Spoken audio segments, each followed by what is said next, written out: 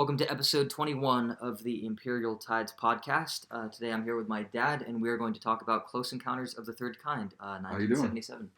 Yeah, so just to get started, let's do what we usually do with a bit of trivia. Close Encounters of the Third Kind came out on the 16th of November, which is actually my birthday, 1977.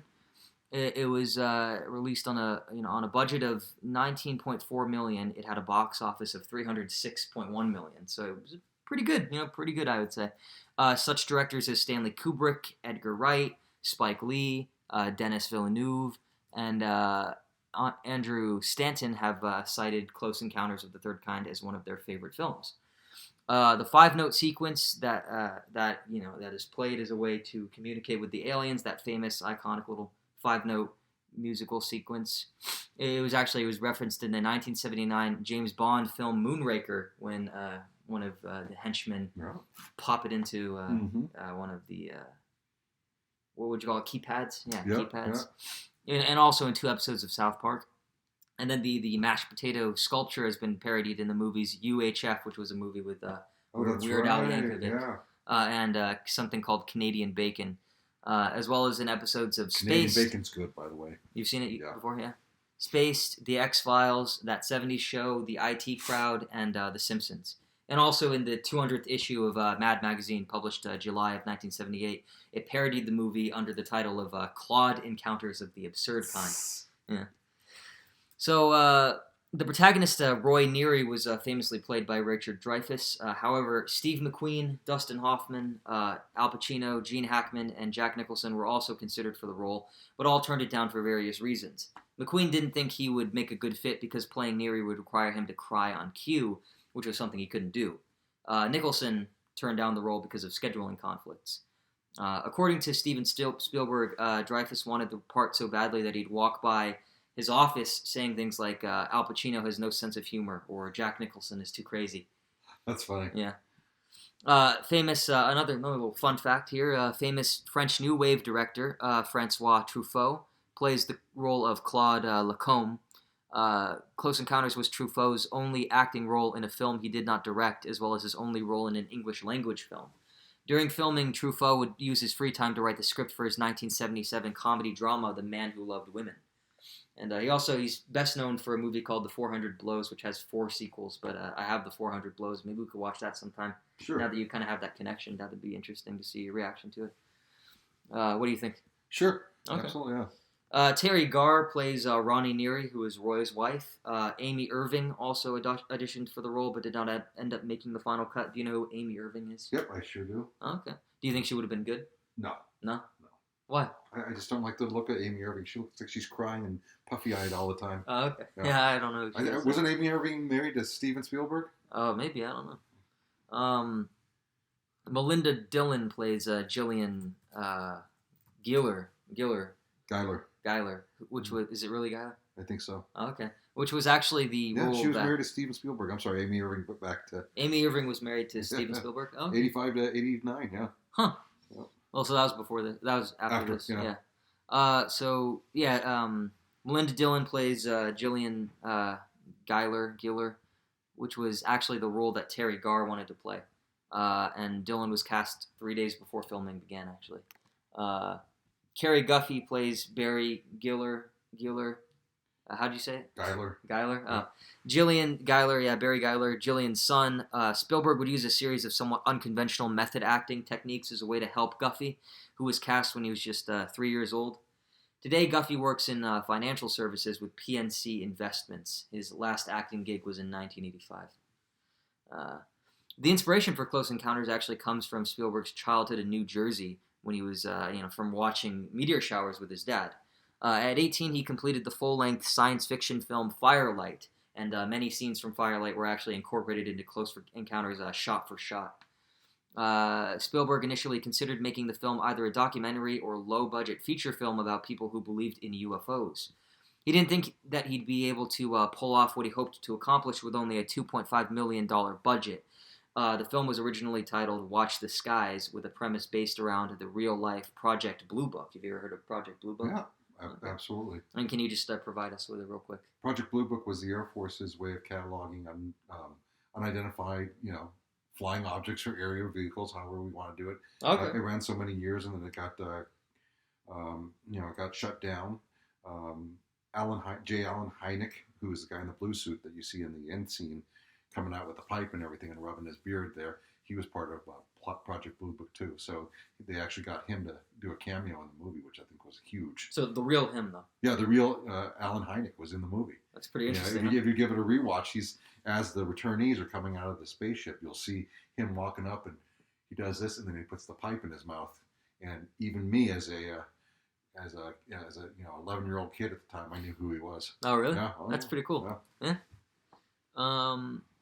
So the original version of that, which was called Watch the Skies, it was supposed to have UFOs landing in West Hollywood, and Paul Schrader of Taxi Driver fame would come in to write a screenplay, but Spielberg didn't like it very much. It was about a 45-year-old Air Force officer named Paul Van Owen who worked with Project Blue Book. His job for the government would be to ridicule and debunk flying saucers until one day he ends up having an encounter.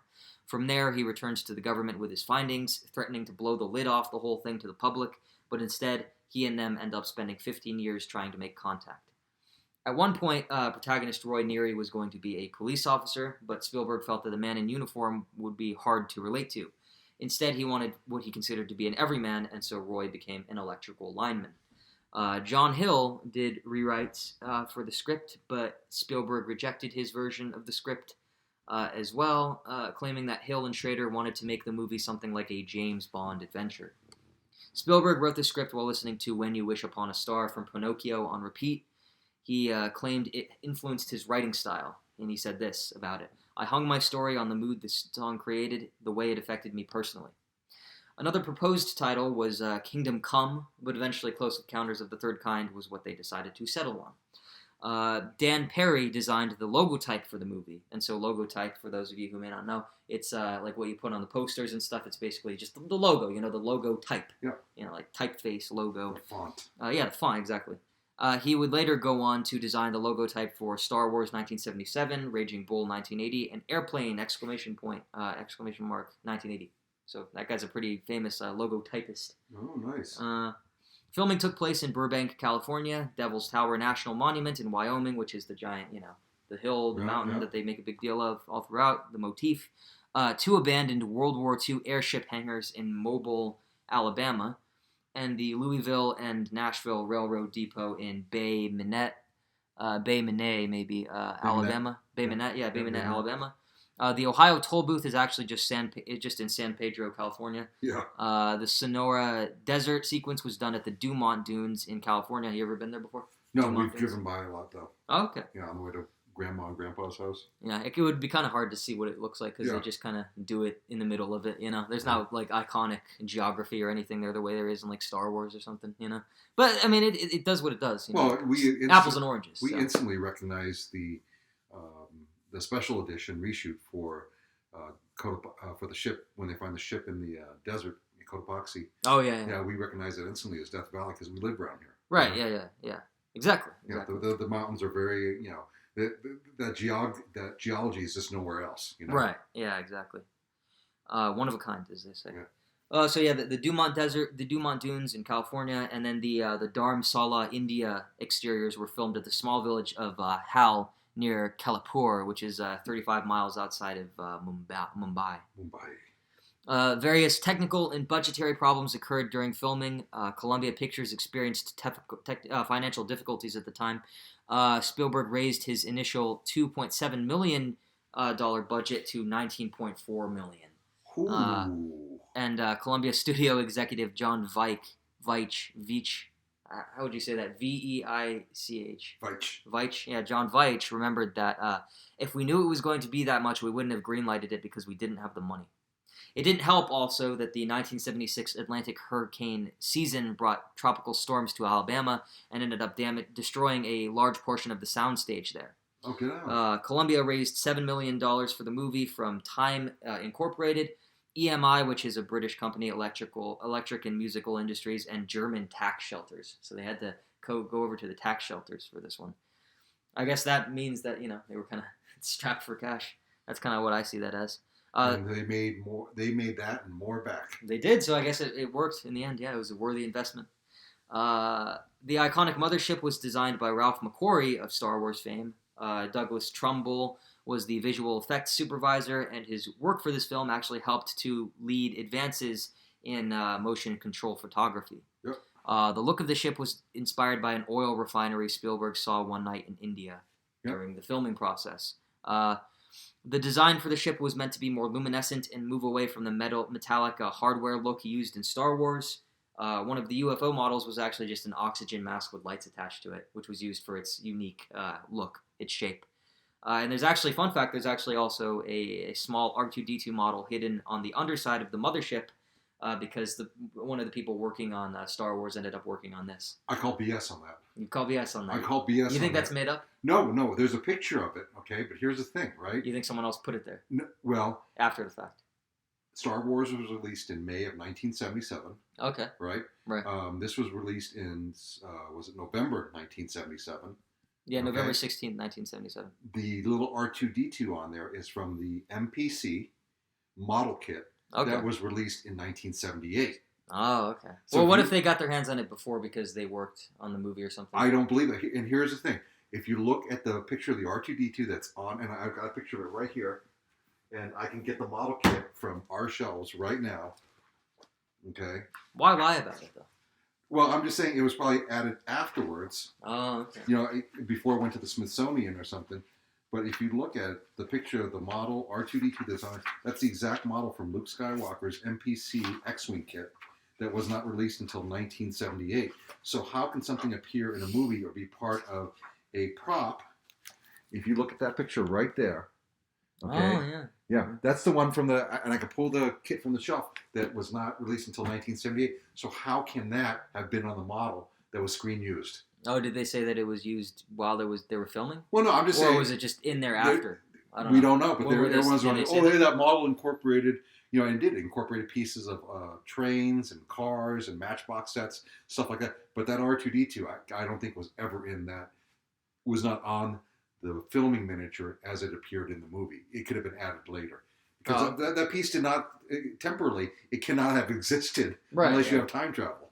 Yeah, no, I thought they said they just put it on, after anyway. I don't... Oh, yeah, I don't know if they said they put it on while it was, filming, so then, technically no, but there is, legend with all the, all my special effects there's, and an R2. My prop relic things, the R2-D2 was in there, but it just occurred to me just not too long ago, a few years ago, as I'm going through the Replica Prop Forum, and all these other places, that kit came out a year after both movies came out. So how could that R2 have been incorporated in the actual filming model during the time that it was filmed for the movie? Well, maybe because the model they made for this movie ended up becoming the model that they used in the kits or something. I don't know. You don't know. You know what I mean? Maybe they designed it for this and then someone else bought it from them or something. No, I mean, that's an R2. Yeah, I don't know. I'm just saying. You're probably right. It's on there right now. As you look at it in the Smithsonian, you're probably right. In the Udvar Hazy Annex near the airport, near Dulles, that little R2 is on there. I'm just thinking it got added afterwards. I would probably agree with that too. Because I feel like that's pretty damning evidence or whatever. Yeah. Unless you got time travel. Yeah. It's interesting actually. Yeah, cool. The movies were both released in the same year, and we all know how Lucasfilm with merchandising and everything was really slow to respond to the market. So the model kits didn't even come out until much later. Yeah. Than even the early bird action figures from Kenner. Well, that adds a whole new layer to the story. Oh, that's one of many that I've come across. That's pretty cool. Do you know if they ever remade the Kenner, by the way, or can you only get the originals? Do they have remakes that might not be as valuable, if you wanted to buy just for the novelty? The action figures? Yeah, the old ones from the 70s. No, they don't have what they call repops using the original molds. We've got the 30th anniversary or whatever. What do you call it? Holiday pack or whatever. And you've seen them. Yeah, you've seen them. They're we got the. We have the fake mail order thing, but we don't have the real. We don't have the we don't, and we have the fake mail order thing, and we also have the reissued or redone, celebratory or anniversary action figures from the mail-in. Okay. Yeah, but they're not they don't look anything like the original ones from 1978, 79. Well, why don't they make ones that look like the original ones but aren't? That would be kind of cool, right? Just for like they may have, that's they might have done it that's recently. maybe acidoerotic, Oh, okay. I don't have that because there's two issues with that. Right. They can be that devalues the original, the first run, supposedly, and then also it opens it up to fakes. Oh yeah. You could retool it, or you could. But people probably already make fakes anyway. Oh, people make secondhand recasts, so those, and then they but then they're often shut down. I mean, Lucasfilm, if nothing protects their brand, they get a cease and desist, very quickly. Right. Unless you're Chinese, then you can just do whatever you want. Yeah, that's true. They can't touch you in China. Yeah. So the mothership is actually now on display in the Smithsonian Institution's Air and Space Museum in Chantilly, Virginia. Chantilly, Virginia. Yeah, the Udvar-Hazy Annex is what they call it. Oh, okay. That's where the space shuttle, the orbiter is, and a bunch of other stuff too. Oh, okay, cool. It's on my list to go see. Something it auto-corrected. It says here a test hell, but I think a test reel. A test reel, yeah. Okay. I don't know why it corrected that, but a test reel was done using computer-generated imagery for the UFOs. But the idea was abandoned because the technology was too young, and it would have cost too much to have been worth it back in the mid-'70s. Sure. Lacombe was originally... I mean, you probably can find that on the internet, too. It might be interesting to look at sometime. Lacombe was originally supposed to find Flight 19, by the way, in the Amazon rainforest, but it was changed instead to the Sonoran Desert. Right, no budget. Yeah.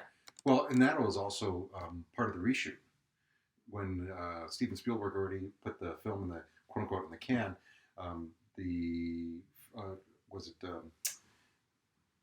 Lacombe and what's that character's name? His interpreter? Balaban's name? Yeah, the interpreter, the actor Balaban. Yeah, Balaban. What his character? I'll just look up. I know it's so bad, right? David Laughlin. Yeah, Laughlin's character and Lacombe were supposed to have met. Were filmed originally meeting in a limousine, but when Steven Spielberg went to go cut the final film, he went back and he said part of the budgetary things goes. There's a lot of stuff that doesn't work, and we'll get into some of the other stuff too, including the initial reveal for the Greys, the aliens. That didn't work, and he also felt that a bunch of other stuff didn't work, and he needed some extra scenes. So even after that, he went back early in '77 and refilmed. Basically, the last thing that they filmed, on the reshoots was the first thing in the movie. It was the first opening scene in the movie, which was the Sonoran Desert with the opening with the Navy planes, the Avengers. Right. Laughlin and Lacombe meet there initially, and I can't even remember how we got on the sidebar. Well, because it was supposed to be the Amazon rainforest, but they changed it to the Sonoran Desert. They couldn't film on location that would look like anything like the Amazon rainforest, and so that was problematic. So they basically filmed it out in, I don't know exactly where they filmed it, Palmdale or something, somewhere obviously where they can get the dunes. Somewhere that they can actually get. How many were there? 5 TBM Avengers? Yeah, something like that. Yeah, real life. Those are real life airplanes, which it's very readily apparent when you see it that those aren't mock-ups or just set pieces that were redone just for the movie. I thought that was incredible. Yeah, that's really cool, huh? That's not common. A little piece of trivia, being a Navy pilot myself. Yeah. That's pretty impressive. Yeah, that paint scheme was World War II, right? Oh, yeah. But the Flight 19 was supposed to be after World War II, which they went to an all-blue scheme, not the gray and the blue two-tone. Okay. Yeah. So that's historically inaccurate too, among many other things I noticed in the movie. Interesting. Yeah, but as an adult, not as a 10-year-old kid watching it for the first time. Can they hear you, by the way? Are you close enough? I don't know. You wanted to play back real quick? We did this last time. This is about the same distance we do in the kitchen table. Oh, I thought you were doing it because you knew that it would be fine. I don't know. Yeah, no, I think we can hear it. You think it's good? Well, I'm no more further from the laptop than you. No, I don't know. I'm just wondering. Yeah, I don't know if you have to come up. I don't know. Anyway, so that is really neat though, isn't it? Yeah. John Williams, famous movie composer, did the score for this. The guy who plays the 5-note sequence on the synthesizer to the aliens was actually ARP Instruments' vice president of engineering, Philip Dodds. Yeah, the skinny guy with the guy who that random guy that wasn't even an actor. It was just the guy who was like the classic Spielberg look of awe. Who they're always pushing in on him. Yeah, that's him. Yeah. Oh, not even an actor, huh? It's a vice president of engineering. Get out. Yeah, it's pretty funny. The original Cliff Edwards' "When You Wish Upon a Star," by the way, was included as part of the closing credits, but was removed because during a Dallas preview of the film, several members of the audience were heard visibly snickering at its inclusion, and so it was replaced instead with John Williams' orchestral version of it. You think that would have been better? I think the orchestral version is When much better. you wish. Yeah, absolutely. Yeah, it's much more fitting. Absolutely. Much Well, because better. everything else is instrumental. Anyway, That's kind of one of the things that actually audience reaction actually did something better. Is useful. Yeah. Sometimes audience reactions are really bad and take a test audience actually changes the whole tone of a movie from the director's initial point of view where it should have been kept. Right. Yeah. Exactly. There have been various Judeo-Christian readings into the film's themes and narrative structure. Dear Lord. With some seeing it as a modern retelling of the story of Moses, with Roy being Moses, Devil's Tower being Mount Sinai in Jerusalem, I think, and the aliens being God. How do you feel about that? I feel that's bullshit. No, you don't. You don't agree? I feel that's bullshit. But hey, whatever. I'm not going to tell somebody else how to watch a movie. Yeah.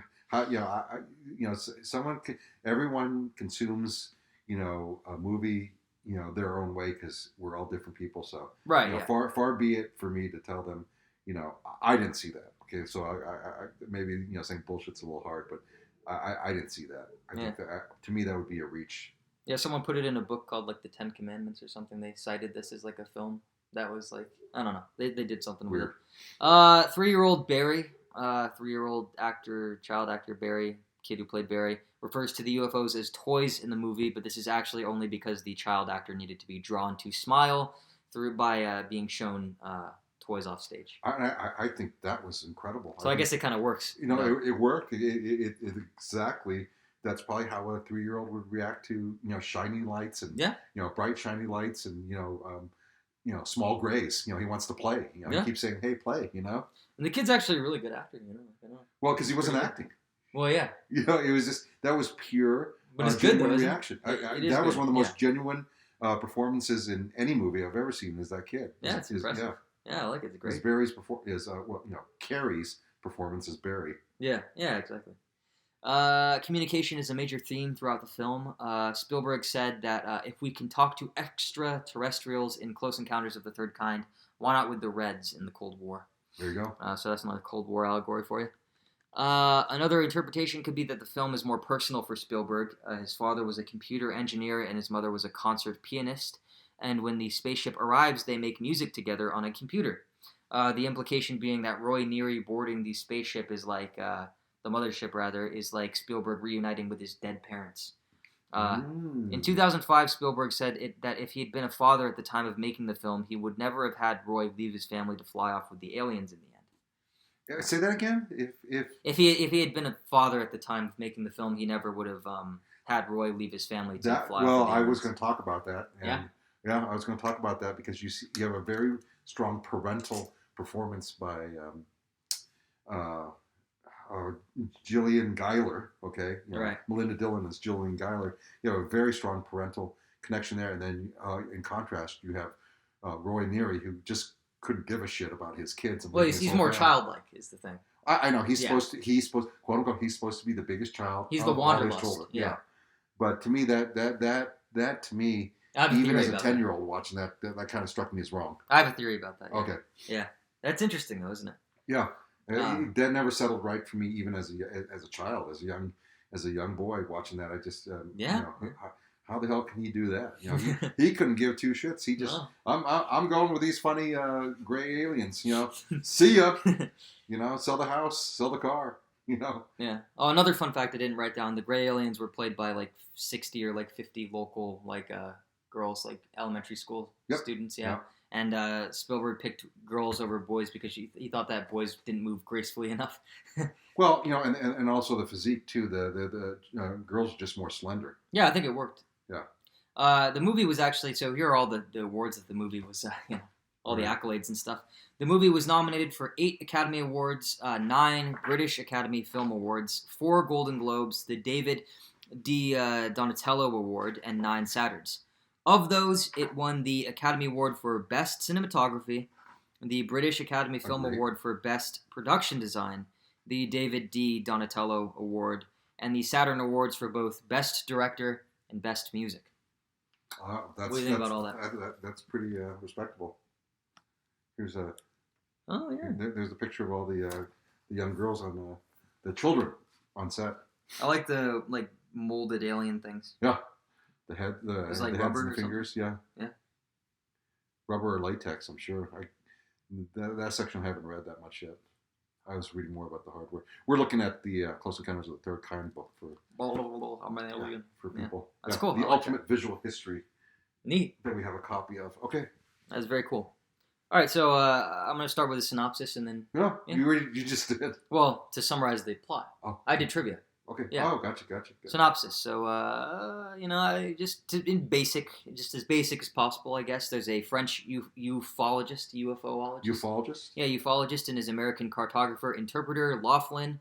They are trying to figure out why and how a bunch of World War II era planes have been found in the middle of the Sonoran Desert, perfectly operational and preserved as if no time had passed whatsoever since they appeared in the middle of the desert.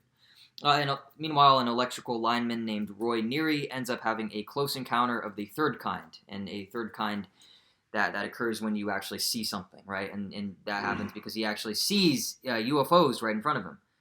The experience causes him to become increasingly obsessed with an image of a mountain.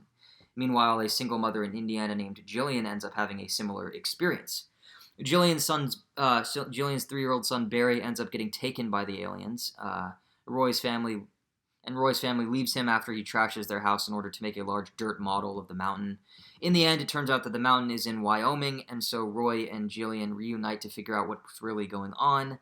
They make it to the center of the mountain, or the top of the mountain, rather, where the government has set up a communication slash research base. The alien mothership lands. The humans interact with it using a synthesizer with the famous 5-note sequence. The aliens release a bunch of people they've abducted. None of them have aged since the time that they were taken aboard the mothership. Barry is returned safely to his mother, and Roy decides to leave with the aliens. They choose him to travel with them out of a group of selected candidates, and the film ends with the mothership flying away and a hybrid of When You Wish Upon a Star and the 5-note sequence playing in the background. Okay. And fair enough. Do you want to read some of your trivia before we get into the questions? Or? Let me see what I got here. Sure.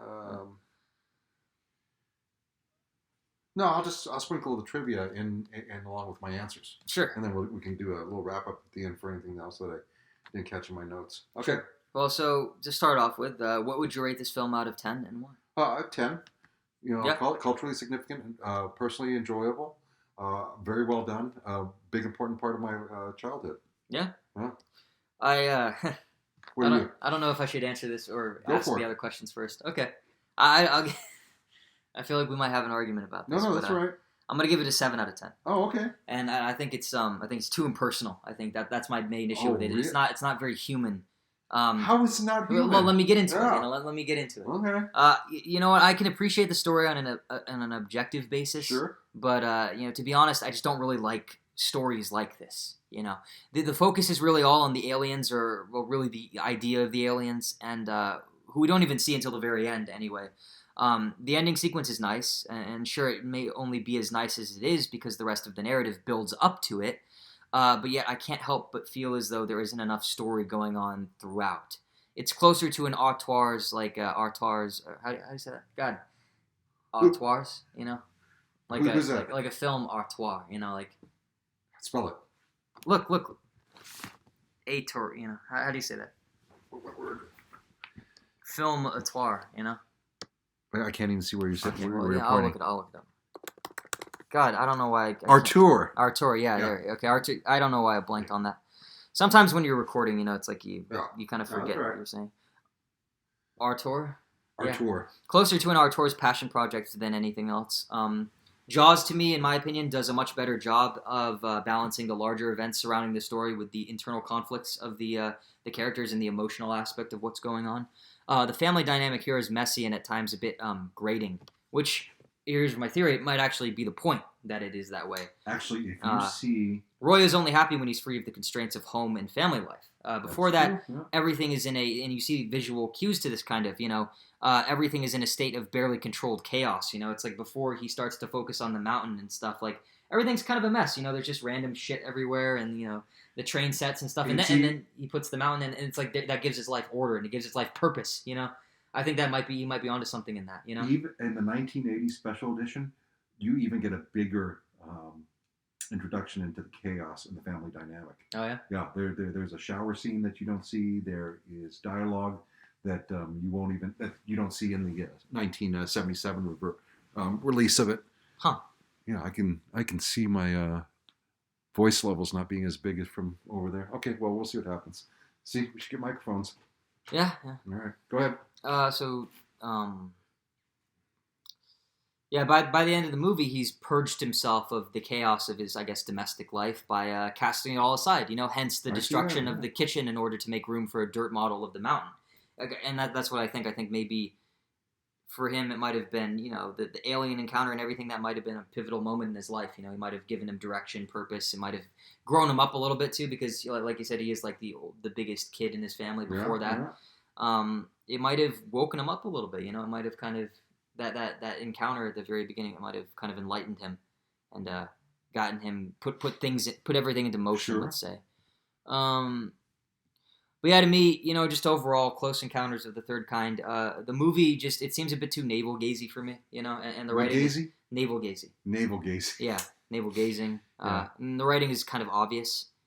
This kind of screenwriting / like storytelling, to me, it's like I like to see it as like the narrative equivalent of a form of magic trick or illusion making, at least to me.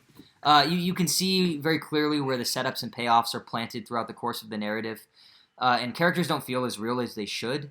They're more like agents to drive the narrative forward more than anything else. Like when Roy conveniently doesn't pay attention to the UFO behind him as he's driving in the beginning. And again, they explain that in the script, but it's like they explained it in the script. It didn't feel organic to me. I get what they're going for, but it just doesn't appeal to me that much, and I don't really know why. I guess I just kind of prefer stories that are more character-centric than anything else. And again, Spielberg, going back to other Spielberg works, it's like Indiana Jones, That's the kind of perfect balance you need. You need an interesting host, but it's really about the adventure, but the adventure kind of caters to who Indiana Jones is as a person. Each adventure, it is very characteristically, distinctly Indiana Jones. It's not, no one else could have that same adventure and pull it off just as well. He is the perfect guide for that sort of narrative. Whereas here, I don't. Maybe I just don't like Roy that much. I kind of think he's a little annoying. But Oh, I think he's 100% annoying. Yeah. Yeah, I got that too. But you're talking about how it's not a personal story; it's his story. Whether I am 0% sympathetic to how disinterested and apathetic to his own family that he is. Mm. I mean, he's an awful father, an awful husband. I mean, if any red-blooded American male back in 1977, if you're married to someone who looked like Terry Garr after pushing out 3 children, there's just no way you'd be just that disinterested. Even before his encounter, even before the encounter that changes him, and he gets implanted with, the vision of Devil's Tower and all this other stuff and the calling. Even before that, he wasn't a very good human being. No. So you're 0% sympathetic to him, but as far as an interpersonal story goes, or character building, that was a pretty strong thing to show that how this encounter, has affected a man to take him to just completely leave everything behind. But at the same time, it's more like philosophical, because I don't know, it's more philosophical in like the sense that it's really distanced, because I think you need him to be like more intelligible in order to have like that kind of interesting, like absolutely. that like emotional resonance. Yeah, well, there wasn't much of a journey from being an awful human being to just being someone who just wants to leave the earth. Yeah, that's one of my problems. Yeah, with it. Yeah, because if he was, and you don't really feel it. No, you don't. If you show if the only glimpse that you got of that, of him being a good father, was when he got paddled by the ping pong paddle. Oh, yeah. And he turned around and he's goofing with his kids. And then you see a little bit of dialogue with the older boy there just for a little bit. But it didn't build on that to appeal to what you were looking for, right? In this piece. I agree with you on that one. Totally agree with you. No big deal on that one. Well, that's good. That's good. Well, and then also just besides that, I don't know. I didn't really feel like any of the people in this film were real or like 3-dimensional in the sense that they could exist outside of the film's fictional universe. You know, they satisfy what the script needs them to satisfy. But other than that, I couldn't imagine having a conversation with like the guy Roy. You know, I just don't think he's that plexed or whatever. You know what I mean? Okay, multiplex. Oh, so he's like a eight screen cinema. He's an industrial whatever. But as a script, yes, you know, of course, it's very tightly written and does an excellent job of portraying what would really happen if, or at least what, you know, Spielberg would think would really happen within the context of this story if aliens visited Earth. The film explores that concept very well, but it just doesn't seem to do much more beyond that. It's less a fully realized story and more like a glorified thought experiment to me. Again, though, this is just my opinion, but maybe it needed a warmer human element to engage me further. But I think what it comes down to is simply a matter of taste. Even I can tell that it's a technical masterpiece, the film. Okay. You know, and if you like Star Trek the Motion Picture, you will definitely have a field day with Close Encounters of the Third Kind. This is for those of us who can spend hours poring over Enterprise blueprints and the like, you know, but I'm just not like that. Okay. So, which is a good thing because, again, we shouldn't all be exactly the same. It's good to have preferences. It's what makes us unique. The beauty of the human species is in how diverse we are, in every sense of the word, but especially when it comes to these kinds of things, art, storytelling, and aesthetics. Personally, I also think that Spielberg himself is a bit of an egomaniac and an indulged prick in real life. I don't really like him that much, you know, I don't know. Okay. And I think personally, I think his anti-military, like anti-government bias really seeps in through in this one and does the bare minimum to balance itself out by the very end. You know, you don't have any sympathetic or like human kind of military characters. You know, they're all kind of the bad guy. They're all that was you know.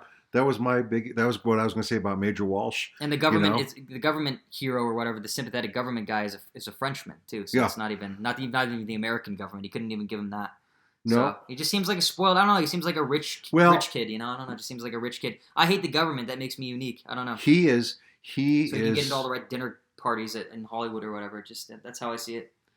You're not far off. He's basically of the Donald Belisario Magnum PI school, where you know no one's actually served in the military, but yet they're writing stories about military people who they believe, you know, don't go home to their families and have a house and kids and a dog and a wife and everything. They go back to their barracks and they wear their uniforms out to go eat dinner and you know live their lives. Well, and it says a lot about how he didn't think that a man in uniform could be like relatable. You know, it just goes to show you how little he understands, how little he bothered to try to understand either. He didn't do any research. No, Major Walsh was Walsh, the guy that came up with a scheme for the the toxic waste spill and you know the gas spill, and then also Carl Weathers, who played the Lieutenant Colonel, guard that was, in the original theatrical version. Those were all very one-dimensional, very, cut and dry, cut and paste, tropes that are, that just keep getting recycled. And all negative too, by the way. All negative. All bossy, all authoritarian, all. These people weren't invited by the aliens. They're insurgents. They're disruptors. Blah blah blah.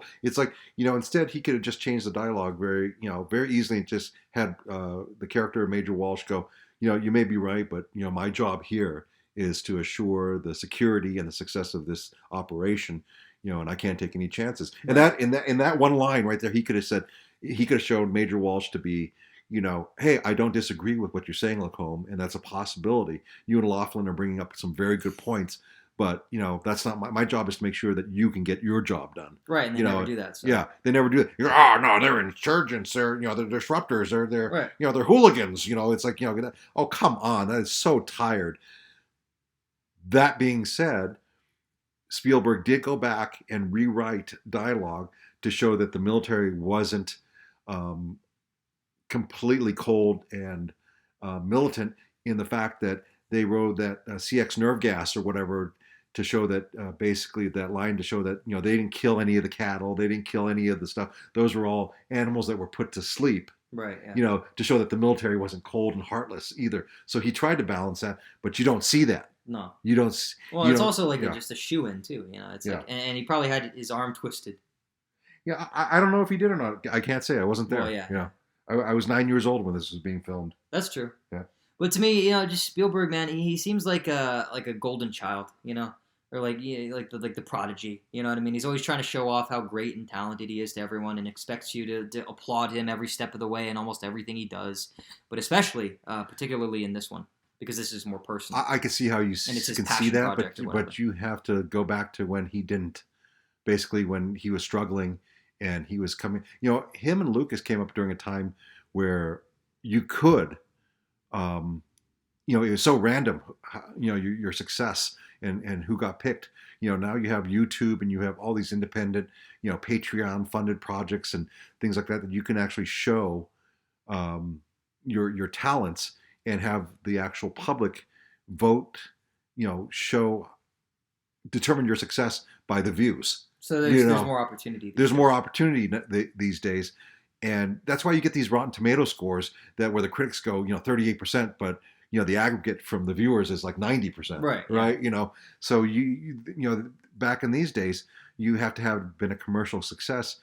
I've never met the man. I don't know. I have my own personal opinions of him, but I wouldn't go as far as to judge him, like you have. Because I don't know. I just know that he's put out a lot of movies that I like, and have basically, given me a lot of enjoyment, when I was, starting with Jaws on up, starting when I was, 7 or 8 years old, determining, what the kind of person that I was going to be. So I have him to thank for that, regardless of what kind of person he is in real life. Right. Yeah. Just listen to like 5 minutes of him in an interview or something, and that's all. Which I try not to. Right. And it makes sense. Yeah. I mean, there's nothing wrong with either way. I just do that. It's just kind of how I see it. But yeah, and I think he's one. Yeah, I think what saved Indiana Jones, by the way, was the fact that it had to have that mass audience appeal, and whereas this was. Close Encounters is more of a risk-taking piece. It's more of a passion project, Okay. I think, to me, someone like Spielberg, he's a lot like Lucas. I think some creators they're at their best when they're only giving something like 50 or 75%. Because just like with Lucas, I think Spielberg needs reining in sometimes. Otherwise, you get a lack of balance. Okay. Maybe the reason why Jaws works so well is because he had other people telling him, trying to kind of bringing him back in and stuff, and like going, hey, this isn't going to work or whatever. This is, and that's why that film is balanced. That's why I like that one a lot more, I think, because it has that emotional resonance, and then it also has a very good, thought-provoking story, and it's all about a killer shark too, and it elevates that. Right. And so that's really good. Whereas something like this, it's actually the inverse for me. Like that's kind of a silly concept that is elevated to a much like grander stature, whereas this is like grand subject matter that, for me anyway, is kind of turned a little silly in its execution.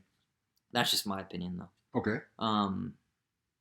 But yeah, at the same time, I can recognize how someone like Spielberg and something like this movie could like inspire awe in someone watching it, either then or now. I do think it has real staying power. It's just not my particular cup of tea, and I'm happy for anyone and everyone who enjoys it. Got no problem at all. Right. This is very quiet, very meditative piece of science fiction cinema. The only problem for me is that it doesn't seem to have much to meditate on. Really? It simply takes you through the process of what would happen in a real-life alien encounter, and that's it, really. It seems to lack substance somewhat. Okay. But yes, the effects are very good. So overall, all in all, I would say it seems pretentious to me. Just like Spielberg in the interviews he gave about it at the time, and even after the fact. He bashes Star Wars, calls it kind of cartoony and fairy tale-ish. But at least the original trilogy of Star Wars films is really good, and people love it today and everything. You lack context on that. Lucas and Spielberg are really good friends, and they smack talk each other. Oh, they do. So that was. Lucas. That's why they collaborated on Indiana Jones and George Lucas. Yeah, but even if they're friends, I still feel like he feels that way. So I don't know. That you got to take in the context that he's basically taking a jab at George, his friend. Well, I didn't know that. So yeah, there you go. They're very good friends. Well, thanks for helping me. Yeah, that wasn't him going. Oh, when he's saying that, he's kind of like, oh yeah, Star Wars. It's like a nod and a wink. Yeah, exactly. Okay, cool. Okay, exactly. Okay, well that changes that part of it. Okay. Then. So I will discount what I said just there. But yeah, I still stand by what I say. The Close Encounters it seems a bit self-indulgent and like not balanced enough in terms of like the emotional resonance. I think you need that emotional resonance, even if you're going to tell, because this isn't a science fiction short story or anything. I think the medium is different. Film. If you wanted to make this a short film or something, you could have done that, and that would have worked. But I think for a feature-length film like this. Well, even you said that it was supposed to be he had envisioned it as a documentary. Yeah, and you can feel that in the sense that there's a distance. And I just, again, I don't know. I just don't like Roy that much, honestly. No, Roy is completely unsympathetic, you know, Yeah. and I think that has a lot to do with just who, Richard Dreyfuss is a person coming through too, because he's not very sympathetic himself. No. As you get more into knowing Richard Dreyfuss as an actor and stuff like that, I mean, he has a history of playing unsympathetic people. Like, if you watch Mr. Holland's Opus, he couldn't give two shits about his own son. And he's trying to complete his own opus, and only as his son comes back as an adult does he actually have a relationship with his son. Kind of like Connery and Connery's character of Dr. Jones Sr. and Dr. Jones Jr. Oh, in Indiana Jones. Yeah, in Indiana Jones. Huh. There is a very high. I saw the relationship there was very similar. It's like watch Mr. Holland's Opus, and you'll see Mr. Holland doesn't even care about his son until his son comes back as an adult himself. Damn. Yeah, it really it's rough. It is. He doesn't even bother to learn sign language, because his son is deaf. Oh really? Oh yeah, it's Jeez, it's pretty brutal. Oh, and then you see a lot of that. And Richard Dreyfuss is either that person or he. I don't think he is, but I'm just saying he. He just. He has a history of playing that same character at least twice. Huh. I really liked him in Jaws, by the way. He's great. He's great. He's perfect for that character in Jaws. Definitely. How about this though? So, how does Close Encounters compare to some of Spielberg's other works, and like Indiana Jones and Jaws? In other words, you don't have to rank it like this, but just generally speaking, where would you put it in Spielberg's overall directorial canon? You can just pick a direction. Like, is it at the top? Is it at the bottom? Is it? I think Jaws is probably at the top. Okay. Followed by Indiana Jones. Follow. Ooh, I think Schindler's List is probably going to be at the top. Oh, Schindler, yeah, of course, yeah. Schindler's List is going to be. That's my favorite Spielberg. Yeah, followed by Jaws, and then you'll have Indiana Jones and Close Encounters there. Yeah. In that no particular ranking, but those would be my top Spielbergs. It's weird to think that Spielberg directed that and all this other stuff too. Yeah, I actually completely forgot that Spielberg was the one who did Schindler's List. It's like a completely different movie. I can only watch that thing once. That's how impactful and powerful of a movie that is. Yeah, it was good. I liked it. I can't watch it again. You can't? No, it's too intense for you. It's too intense for me, and I want to go out and it's hard for me to separate. To feel that Nazis aren't still out there, and I want to go eliminate all the Nazis. Right, yeah. I mean, there are still racists out there, but you feel so strongly after that movie that you want to start another World War III against Nazis who don't exist anymore. Yeah. Against the Third Reich that doesn't exist, Hitler's Nazis that don't exist anymore. I think the world would be a better place if everyone was forced to watch that movie at least once. Oh, absolutely. I mean? Yeah. I think it gives you perspective. Yep. I think it's very humbling.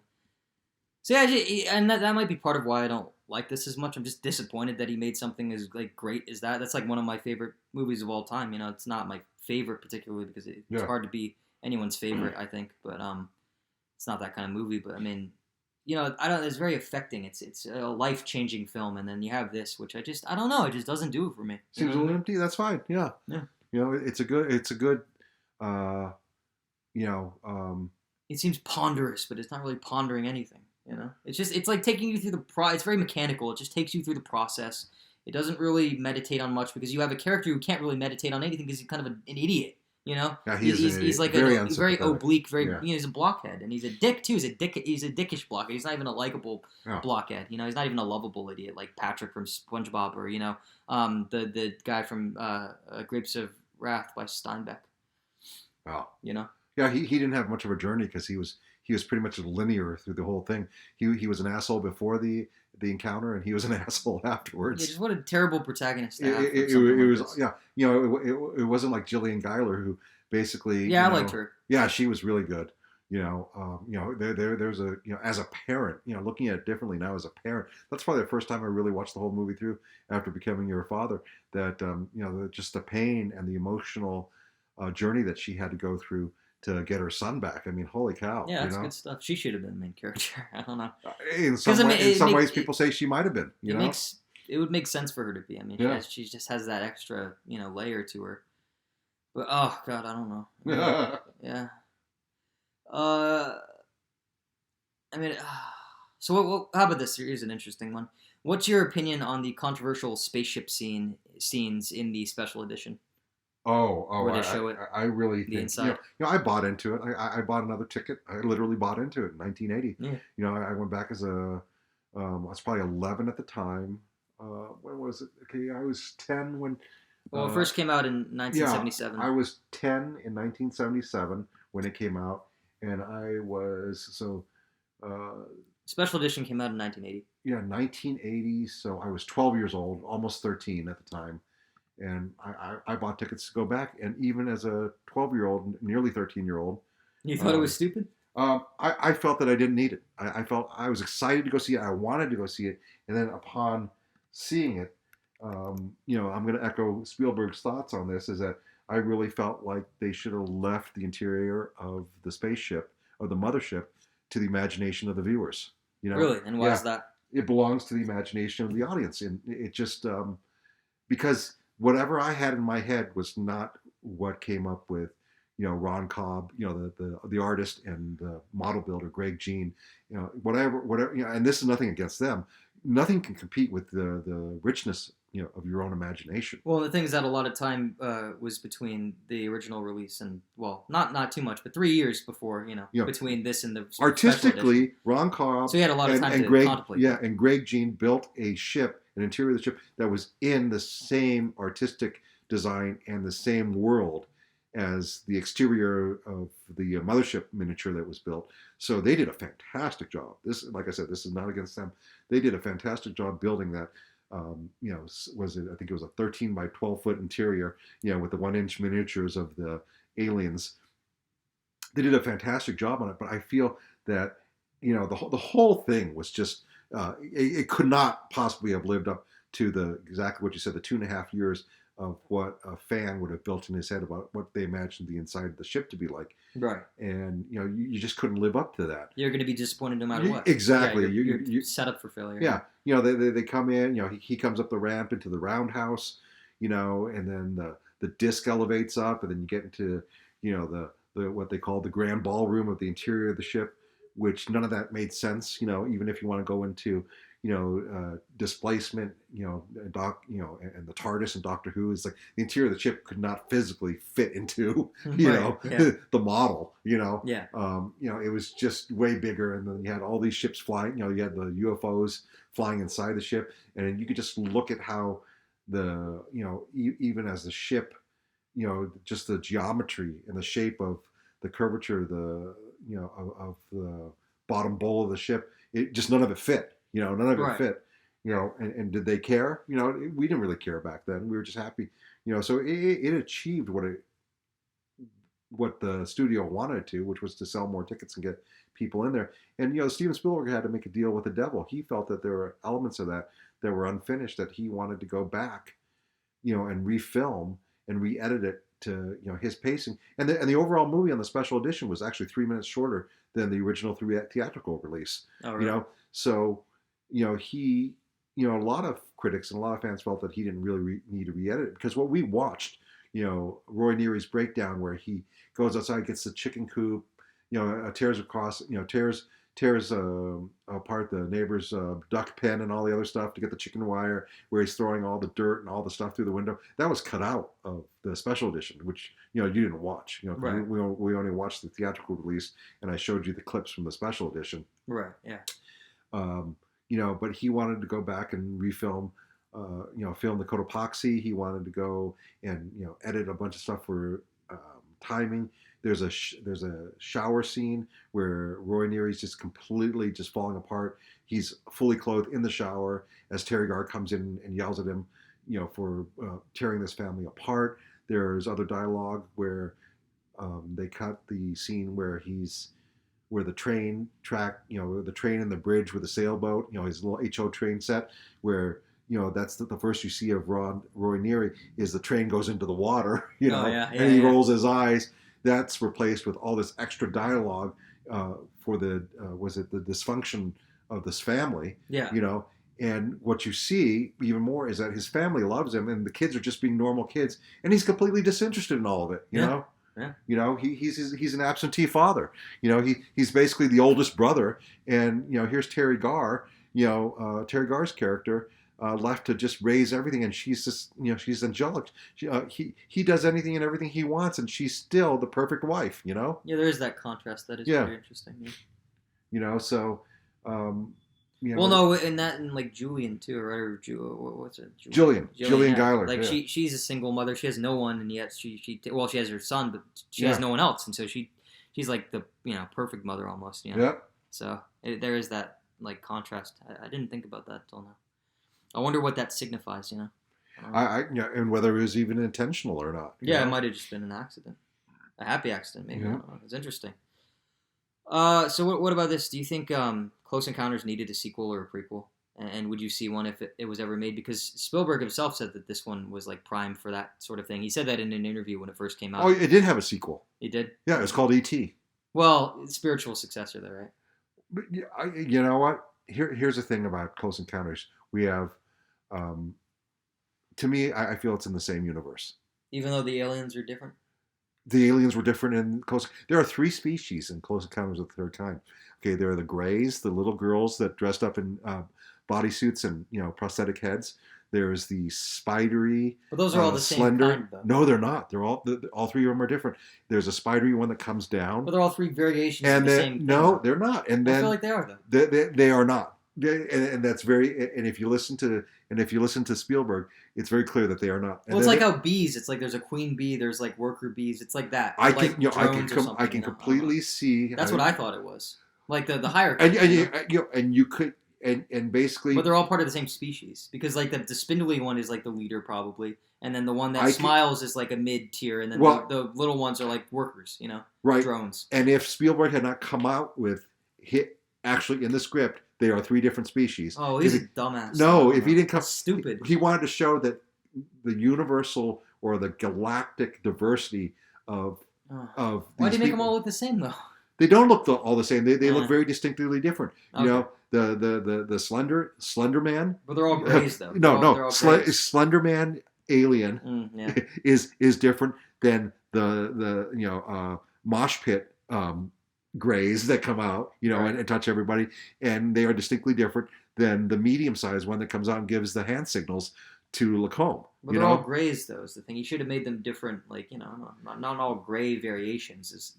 Well, if you look at the prop for the marionette puppet that Rich Baker designed for the Slender Man one, he is actually dark and tan and brown. It's just the way that they filmed him. And he's very skeletal. And then the shade of the one that does the animatronic one that does the smile and the hand signals to Lacombe, he's a different shade of gray altogether than the mosh pit ones. Okay. Little funny fact. Did you notice that the smiling hand sign alien looked a lot like Barry Geiler? Did he? Look at the smile on the face. They actually, the kid. The kid. Yeah. They modeled he did. The special effects puppeteer used Barry, Barry Geiler, or the actor Carey. They used his face and they used him to model the alien. Oh, really? Yeah, and I noticed that even when cool. when I was 10 years old, I noticed that. Huh. Yeah. There's that little connection. Yeah, I'm like this cannot be a coincidence, and that was verified later as an adult in my 40s when I read the visual guidebook for Close Encounters. It's pretty cool. Yeah, I like that. Yeah. So you think that E.T. would be like it's like a sequel? Yeah, because we see, to me in my head, we not a sequel, but happening happening in the same universe. Okay. Basically we have the E.T. suburb, blah blah blah, all this other stuff, and they're very similar. Yeah, and Close Encounters, or that government Close Encounters, Project Mayflower is what they called it. Project Mayflower actually happened in this universe. It's all part of the same timeline. Oh, cool. That's what I'm saying. No, yeah. I'm saying that. You think that? That would be cool. Yeah, Spielberg could. He owns. He's the dad of these movies. He could say whether or not they happen in the same universe or not. I would like to think that too, though. That's pretty cool. Yeah. Yeah. Because Well, but we see E.T.'s a better movie too because we it has see that 3 emotional aliens. resonance. E.T. is the 4th species. Yeah. E.T. has that emotional resonance. It's like Yeah. So there you go. That's a better movie than this. But this one does try to accomplish some different things. Again, man, Roy is like just a terrible fucking character. He's just an awful human being. Yeah, it's like what the He's hell? an awful human being. Oh man, I don't even know. No argument right there. So do you think it would have been good though to have like a direct sequel where you see like him going with the aliens or whatever? I possibly cannot see how that could ever live up to, You don't think so? Yeah, just like Darth Vader revealing himself. Just like Sebastian Shaw's face and Return of the Jedi. It just didn't. It just wasn't what I. Or a prequel maybe about like I don't know the Flight 19 people or like an earlier alien encounter. It could work. It could work, period. but it'd have to be updated now for 4 decades later, and everything that we've seen since. We're a culture now that has seen X-Files. We're a culture now that has seen Independence Day. It's like the authenticity or the success of Close Encounters of the Third Kind was it in that it was the first movie that ever took it semi-seriously versus just what is that noise? It's Mom doing her blender. Oh yeah. It's the first movie that basically didn't have Robbie the Robot or My Favorite Martian or Oh yeah. I mean it's it's a very we've seen Fire in the Sky now, all these alien abduction movies. Right. We have a whole history of History Channel alien specials. It's it would have to it'd be big boots to fill. And I don't think just like Spielberg and Indiana Jones 4, it's like it goes to show you how you can things just lose their relevance. Yeah. Is that a good thing or a bad thing? Or is it just the way I think I think it might be a good thing in the fact that we're more open and educated to other ideas, and the possibilities of things, where before, you couldn't even talk about them without being ridiculed, and there's still a little bit of that today too. Yeah. Any particular best scenes or moments for you that stand out? Ooh. Oh, the ATC, the air traffic control scene. Oh, okay. You look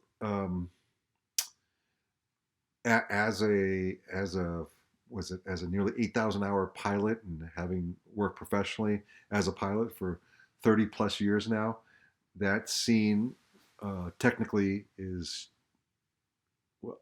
just you can't pick it apart. They really, whoever they got to consult on that scene knew what they were talking about, and the way those guys were talking, the terminology, the dialogue, everything was spot on.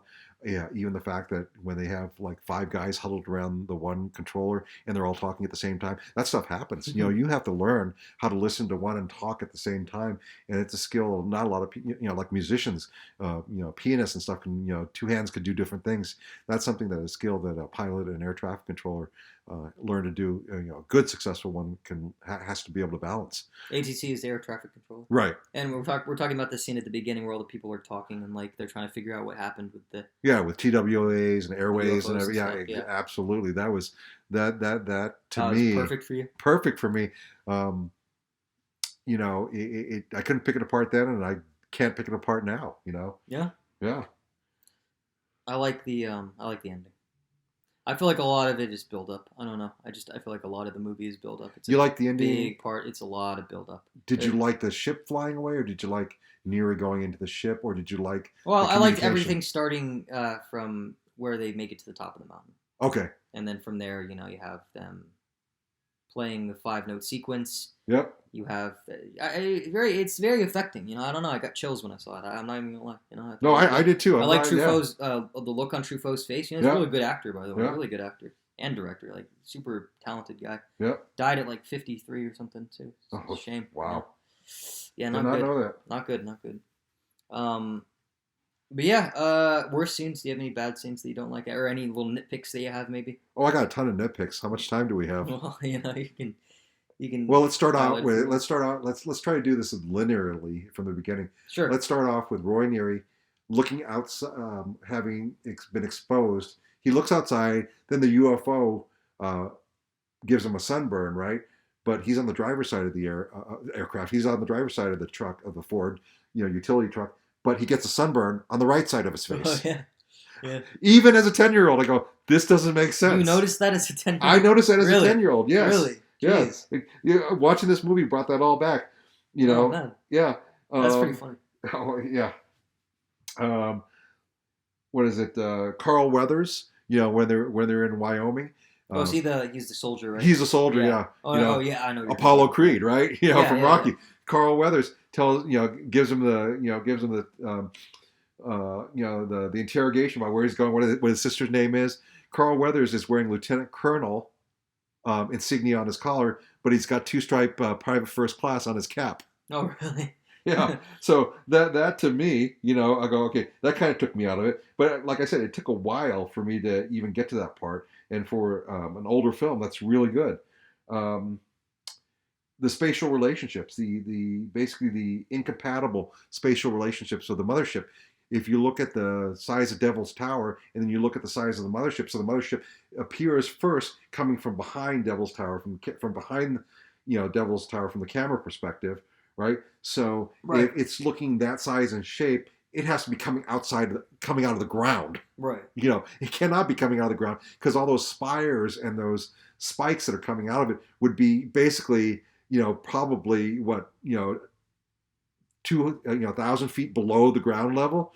So, and then they pull back and they show the box canyon, Project Mayflower's little landing strip and everything, and they show the ship coming out. Okay, so they go, we've established the size of the ship, but then now it flips over and comes down and lands on the landing strip, and for it to actually fit into that landing strip without running into, without the bowl itself running into Devil's Tower from where we see, the command center and the, and the communication board and everything, it would, it basically shrunk to a quarter of the size. Right. Yeah.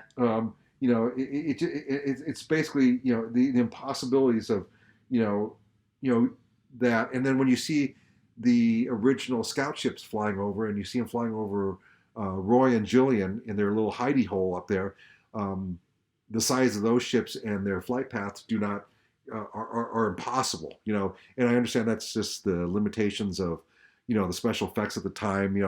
They've got, a schedule to keep to. There's going to be incongruities, in that. Let's see. Oh, in the special edition, okay, you see the UN Jeep Wagoneers coming over the dunes and everything, right? Right. And you see these 4 or 3 white Jeep Wagoneers. This movie takes place in 1977, right? Right. Jeep Wagoneers did not have those square headlights until 1979. Oh, so they made it, and that's just because they made those after the fact? Yeah, because they went back and they filmed. Yeah. So unless they had some sort of time travel where they can get future models of the Jeep Wagoneer back in 1977. Oh, that's pretty funny. Yeah. I noticed that right away. Are you serious? You noticed that too? Yeah, I noticed. Well, it's like, it's just like... You got the eye for detail. Well, no, because I just happen to know Jeep Wagoneers, right? So it's just like Stranger Things, which you haven't watched yet, right? A lot of car heads, a lot of basically gearheads were going, hey, that Volkswagen Rabbit did not exist in 1980, whatever. Right. And to me, when I see that Jeep Wagoneer coming right over those Jeep, I said, wait a minute, this is 1977.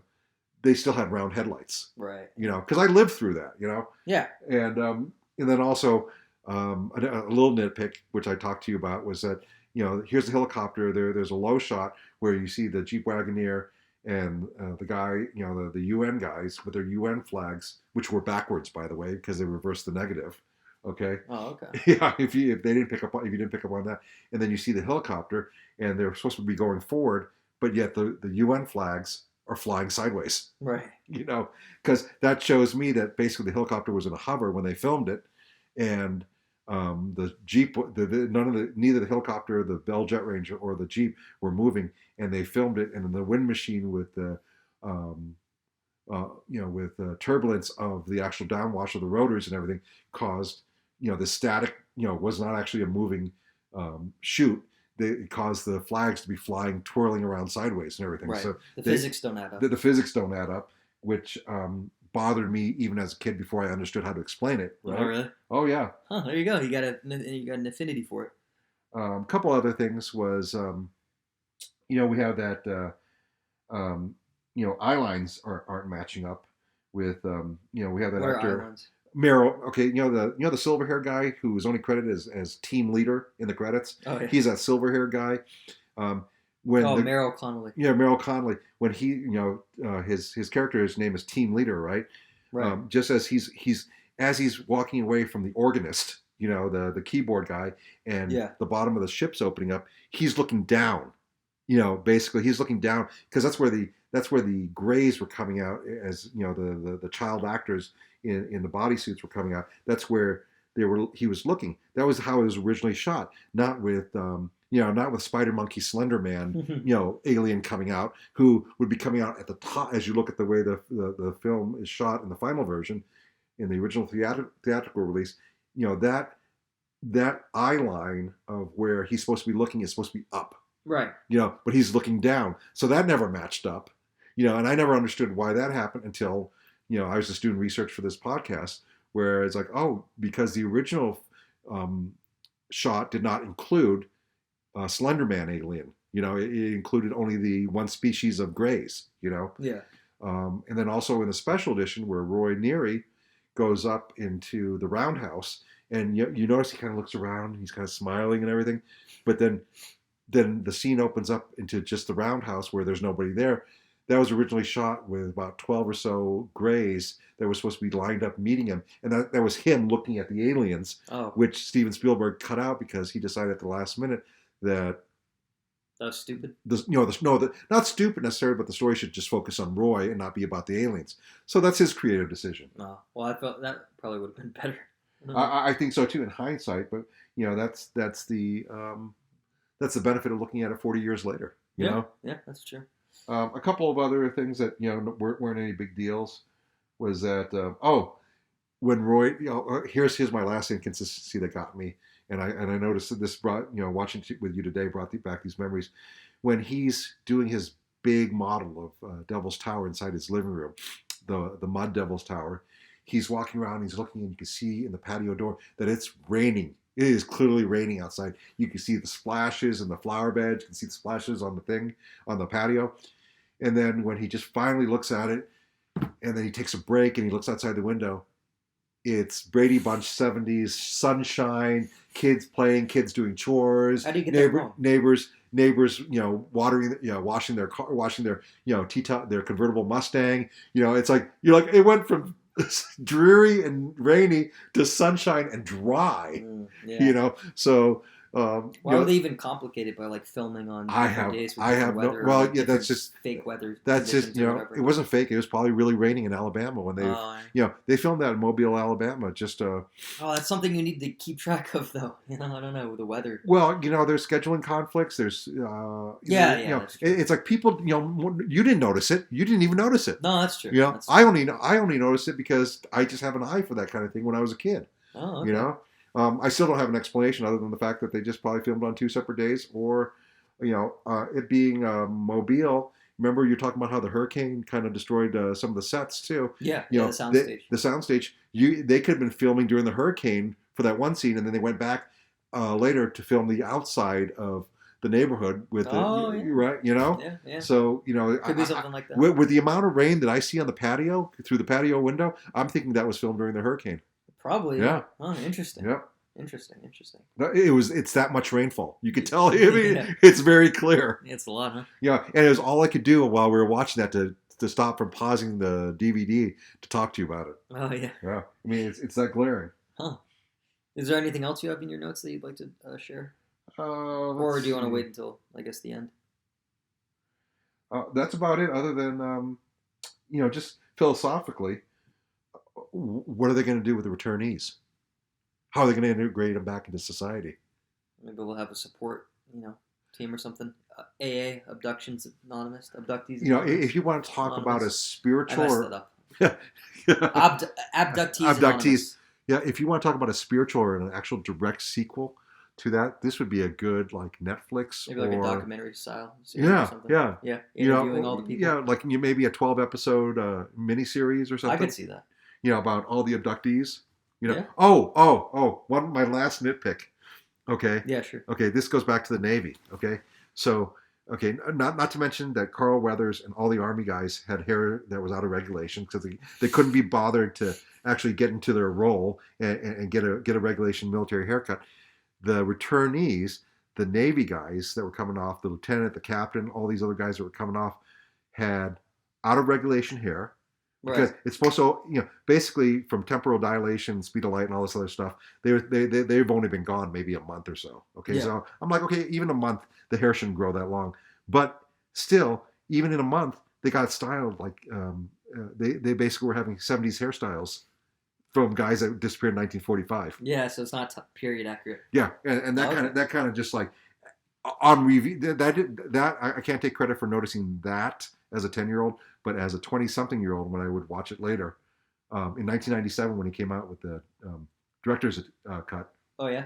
1997 when they released on DVD, I noticed that. I'm like, because now you're older and you're in 1997, you're like, that is a 70s hairdo on a 1945 pilot. Oh yeah. Yeah. Not only is it out of reg, it's completely arid. Yeah, it's not good. It's those kind of little things that just throw me out. It is not accurate. Accurate. Does Spielberg and his million? He's just going to cry into his $100 bills. I mean, he doesn't care that I'm saying that. No, he does not. I don't need this thing either.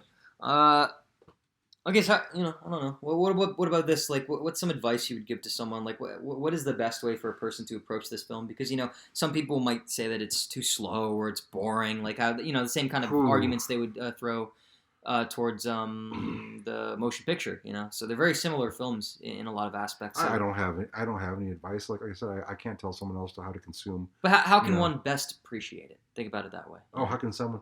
How do you get the most out of it? Appreciate it for it's just like everything else I said before. Appreciate it that it's the first of its kind, and it was in a time before YouTube, 20 million cable access channels, all these UFO documentaries.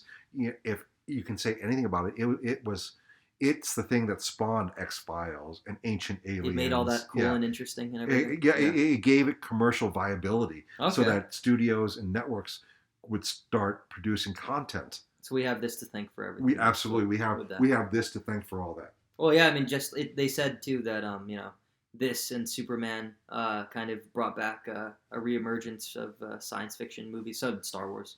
Yeah, all that. Superman and superhero movies and everything. Yeah. Yeah. Absolutely. So and what do you like about this movie, like personally? Personally, to me, it gave the sense of awe. The ending was the perfect, like you said, it was a perfect crescendo for everything. I can't tell you how that just sparked my imagination and how many times I replayed all that back in my head. And the theatrical and subsequent director's cut ending, where they just have the credits and they just focus on that mothership just floating slowly away into space. Right. Yeah. That was incredible. Yeah. I pictured myself on that mothership, what it would be like to be Roy Neary. Because, I don't have a family at this time. You weren't here. Your mom wasn't here. I could, I was a 10-year-old kid. I could say goodbye to mom, your grandma and grandpa. It's like, I wanted to be on that ship. Yeah. And I pictured myself in that ship. And in my mind's eye, I pictured what the inside of that ship looked like, which they, like I said, the artistic team could not possibly come up with what I had pictured in my head. Right. Yeah, exactly. And I know that, the very first scene on the top of the ramp with that, what they called the roundhouse, was not what I had pictured. Oh, can you remember what you pictured? Like what the differences were? It was more like the big wall where you're looking at with all the aliens and everything like that, with the luminescent tubes, with the shimmering design, of the bottom, the bowl of the mothership and everything, more spires, more lights, more shimmering, Tron-like lines going off into the infinity and stuff like that, Yeah, exactly. They got, that one scene where the very last scene where he's looking up before they cut back to the outside, the mothership exterior, where he's looking up and, basically the starfall, the shimmering starfall that he sees as he's looking up. That's more of what I picture the, inside of the mothership was going to look like. Oh, okay, cool. Yeah. Would you do anything to change this movie? No. No. I would be a filmmaker if I had any answers. If I had answers to that. No. Yeah. But there's nothing that you would prefer. Maybe fix up the nitpicks, or do they add a sense of like endearment to it for you? Well, yeah. Other than what? Yeah, the nitpicks, like hey, regulation haircuts. Period correct. 40s, like 40. haircuts and uniforms. I didn't pick up on this, but I've heard that the Federale uniforms for the scene in the Sonoran Desert, those were inaccurate. Those were uniforms that they didn't wear for like 80 years, Yeah. But they were probably in the costume department, right? Yeah. They're in the wardrobe and costume had those uniforms handy, so they had to use them, right? Probably. Yeah. Makes sense. Yeah. Obviously, when they filmed in Death Valley, when they filmed in California, all they had available to them were 1979 or 1980, Jeep Wagoneers, so they had to use the square headlight ones, but those weren't enough to pull me out of it, Well, you kind of have fun pointing them out, don't you? It's like a game, kind of. Yeah. So it's just another light way to appreciate it.